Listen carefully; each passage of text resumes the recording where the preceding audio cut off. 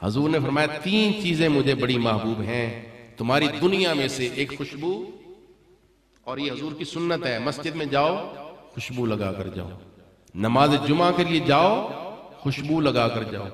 Perfume की बात नहीं है, खुशबू की बात है। खुशबू नबी इस्लाम की सुन्नत है। दूसरी क्या है? फरमाया कि वन निसा, औरतें, मनकुआ औरतें जो है वो मुझे महबूब बना दी गई हैं, मनकुआ औरतें।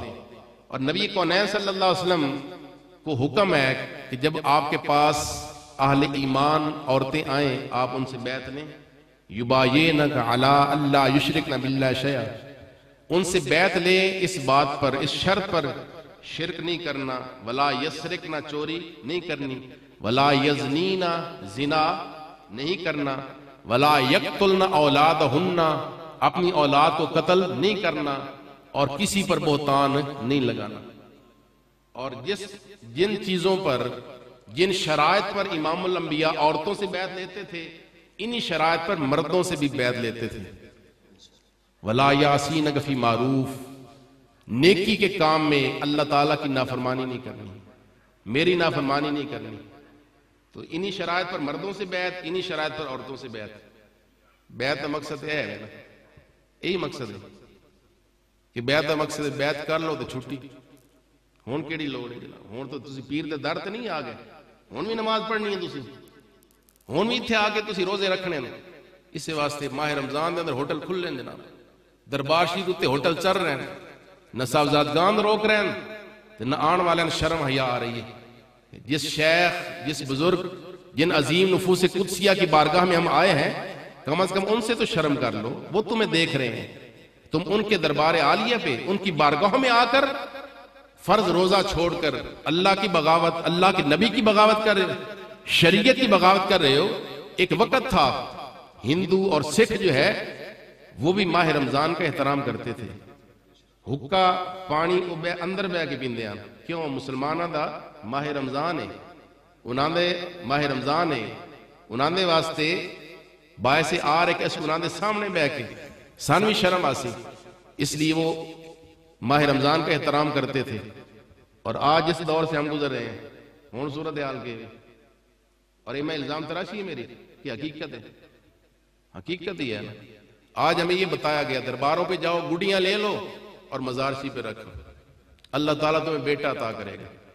ये बुत नहीं है, ये जो गुड्डी है, ये ऐसी जो चीजें हैं, इनका क्या मतलब है? वो जो बुजुर्ग हैं क्या वो इसके इंतजार कर रहे हैं? गुड्डी लेकर आओगे, मेरी इस मजार पे रखोगे, फिर मैं तुम्हें अल्लाह से बेटा और बेटी लेकर दे दूंगा। अजीब खराफात है। लोगों ने अपना कारोबार बनाया हुआ है, उनका धंधा है, उनकी अपनी दुकानदारी है, वो तो बेचने के लिए रख रहे हैं। लेकिन तुम्हें सोचना चाहिए कि हम इतने अजीम बारगाह के अंदर हाजिर हुए हैं, तो यहां से किताबें तोहफा लेकर जाएं। तो किताबों की कितनी दुकानें होती हैं, बुजुर्गों के पास जाओ तो किताबों की दुकानें कितनी होंगी, और गुड़ियों की और लाचीदाने की दुकानें कितनी होगी। एक दफा मैंने वालिद गिरामी हुजूर अशरफुल उलमा को सुना, फरमा रहे थे भी तुसी आंदे हो लाची दाना लैण वास्ते, दम कराने वास्ते, तुसी मेरी तकरीर सुनते आंदे ही कोई नहीं। एक मसला तो 100 बारी मैं पिटिया दस्या तो ना जो ही नहीं समझ आ रहा, मेरे सामने सुनता न पढ़िया करो, मतलब गुस्से में आ गए ना। तो फरमा रहे भी 50 बारी 100 बारी तो दस चुका भी मैं तकरीर कर रहा, मेरे सामने सुनता तुसी अदा कर रहे हो, जायज ही नहीं है। तो तुसी ये मतलब आंदे लाची दाना लैण वास्ते, तुसी मेरा बयान सुनने वास्ते नहीं आंदे, तुसी खिताब तकरीर सुनने वास्ते नहीं आंदे, तुसी रूहानी ग़िज़ा लैण वास्ते नहीं आंदे। हमारी सूरत हाल ये है, अल्लाह ताला हमें दीन मतीन का फ़हम अता फरमाए, हमें सिरात मुस्तकीम पे गामज़न फरमाए। वमा अलैया इल्लल बलाग। हमारी जिस माहौल से हम गुजर रहे हैं और जिन राहों के हम मुसाफिर हैं, सूरत हाल ये है कि लोग खुशी के अंदर अल्लाह ताला की नाराजगी को, अल्लाह के हबीब की नाराजगी को भूल जाते हैं। और हर बंदा ये उज़र पेश करता है, यार हमने तो बड़ा मना किया है, छोटों ने नहीं माना, छोटे हमारी बात नहीं मान रहे, हमने बड़ा रोका है ये काम नहीं करना, शादी पे ये काम नहीं करना, लेकिन वो हमारे अजीज नहीं मानते। क्या ख्याल है, क़यामत वाले दिन रब की बारगाह में ये उज़र कबूल हो जाएगा?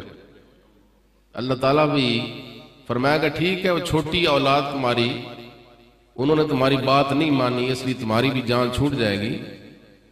इसलिए बड़ों की सूरत हाल ही होती है, शादी ब्याह के मौके पर जो भी करतूत हो रहा है, जो भी अल्लाह रसूल की नाफरमानी हो रही है, जो भी शैतान को खुश करने के लिए जो भी ड्रामे रचाए जा रहे हैं, वो छोटों के खाते में डालकर सारे उसके अंदर शरीक होते हैं। सामने मोहतरम, और बसा औकात मशाइख को भी देखा जाता है कि ऐसी महफिल की वो भी जीनत बने बैठे होते हैं, उन्हें भी हया शर्म नहीं आती भी कम से कम हमारी जिम्मेदारी है हम इनको रोकें।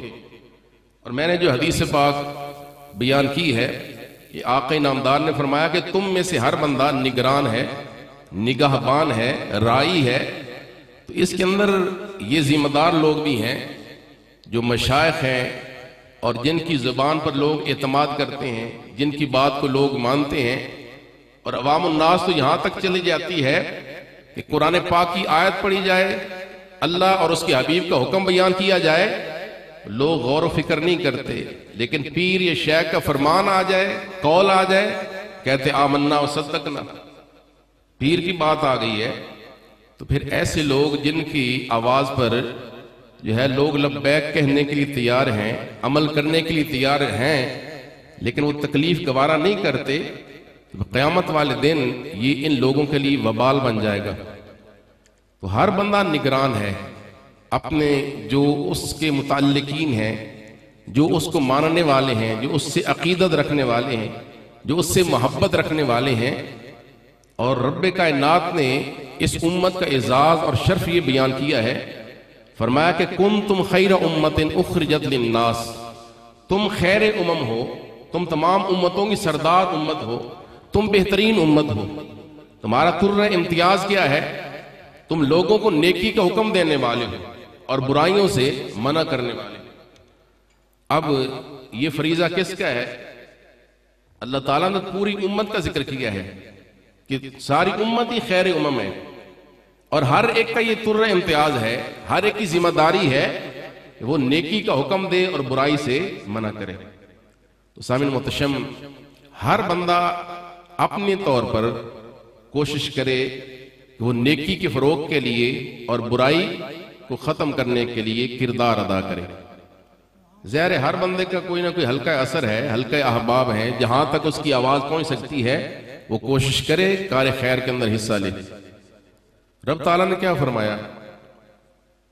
अल्लाह रब्बुल इज्जत ने इरशाद फरमाया, वकुलना या आदम उस्कुन अंता व ज़ौजुकल जन्नह, ए आदम तू और तेरी ज़ौजा, तेरी बीवी जन्नत में सुकूनत इख्तियार करो।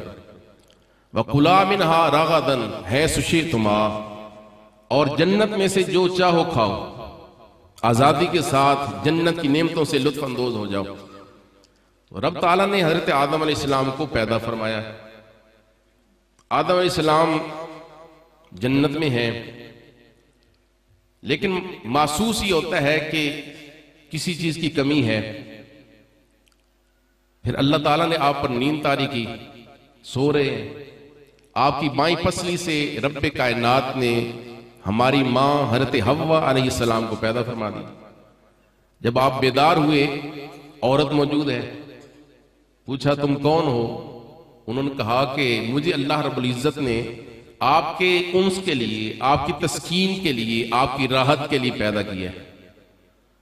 फरिश्तों ने अर्ज किया कि अल्लाह ताला ने आपकी बीवी पैदा फरमाई है, आपका निकाह कर दिया है, तो रब्बे कायनात हुक्म दे रहा है कि हक मेहर अदा करो।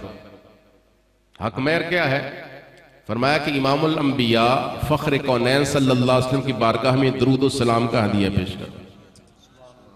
तो इस तरह जन्नत के अंदर होते हुए आदम अलैहिस्सलाम की मजीद तस्कीन का सामान करने के लिए अल्लाह ताला ने हमारी माँ को पैदा किया, हज़रत हव्वा अलैहिस्सलाम को पैदा किया।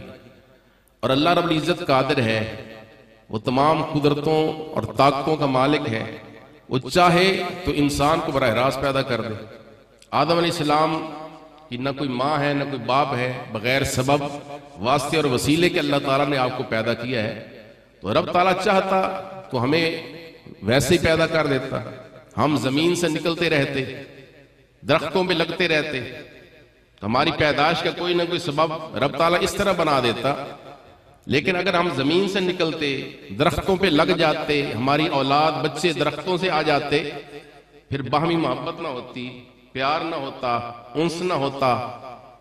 और जो मोहब्बत वाले ताल्लुकात हैं कि औलाद वालिदैन से मोहब्बत करती है, वालिदैन औलाद पर शफ़क़त करते हैं, इसरे मियाँ और बीवी का जो ताल्लुक है, इमामुल अंबिया ने फरमाया मैंने दो मोहब्बत करने वालों और चाहने वालों में मियाँ और बीवी ज़ौजैन से बढ़कर कोई नहीं देखा। दो मोहब्बत चाहने वालों, मोहब्बत करने वालों, एक दूसरे को चाहने वालों, एक दूसरे के लिए दिल के अंदर मोहब्बत के जज्बात रखने वालों में सबसे ज्यादा मैंने किसको पाया है? मर्द और औरत को। ये अल्लाह ताला ने ऐसा रिश्ता बना दिया है। और रब ताला क्या फरमाता है? हुन्ना लिबासुल लकुम व अंतुम लिबासुल लहुन। मर्द औरत का लिबास है, औरत मर्द का लिबास है। जिस तरह किबला मुफ्ती साहब मौजूद हैं, अब मैं चाहूं कि इनके कपड़े पहन लूं तो मुझे पूरे नहीं आएंगे, या बड़े होंगे या छोटे होंगे। ये मेरा लिबास पहनना चाहे तो इनके जिस्म पर वो सही नहीं जचेगा। तो एक माना तो ये है कि औरत मर्द का लिबास है और मर्द औरत का लिबास है। औरत मर्द के लिए है, मर्द औरत के लिए है। बीवी खाविंद के लिए, खाविंद बीवी के लिए। इसलिए दाएं बाएं देखने की जरूरत ही नहीं है। रब ताला ने तुम्हारे ईमान को महफूज कर दिया है। इमामुल अंबिया ने फरमाया जो बंदा निकाह कर लेता है, रब कायनात ने उसके आधे ईमान को बचा लिया है, बाकी जो आधा ईमान है उसके लिए रब ताला से डरो। तो ये अल्लाह ताला का करम है। रब ताला खुद भी जो है वो नस्ल इंसानी को जारी रख सकता था, पैदा कर सकता था, लेकिन रब ताला ने असबाब के जरिए ये तवालुद और तनासुल का सिलसिला कायम व दायम और जारी व सारी फरमाया है। और आप समझते हैं, जानते हैं, मर्द और औरत की मोहब्बत वो भी अपनी जगह पर, फिर माँ और औलाद की मोहब्बत वो भी अपनी जगह पर, बाप और औलाद की मोहब्बत वो भी अपनी जगह पर। इस रिश्तेदारियां बना दी। ये कौन है? ये हमारे चचा है, ये ताया है, ये हमारे मामू है, ये खालू है। तो इस तरह रिश्तेदारी कायम करके, ये कौन है? ये दादा जान है, ये हमारे जद्दे अमजद है। इस तरह फिर उनके लिए और इज्जत और एहतराम। तो रब ताला ने मशीयत ये थी, मंशाइज़ ये थी कि बाहमी मोहब्बतें हों, प्यार हो और इज्जत और तकरीम हो, एक दूसरे के लिए तड़प हो। इसलिए अल्लाह ताला ने ये रिश्ते, ये ताल्लुकात और ये असबाब जो है इनका सिलसिला जारी और सारी फरमाया। इस तरह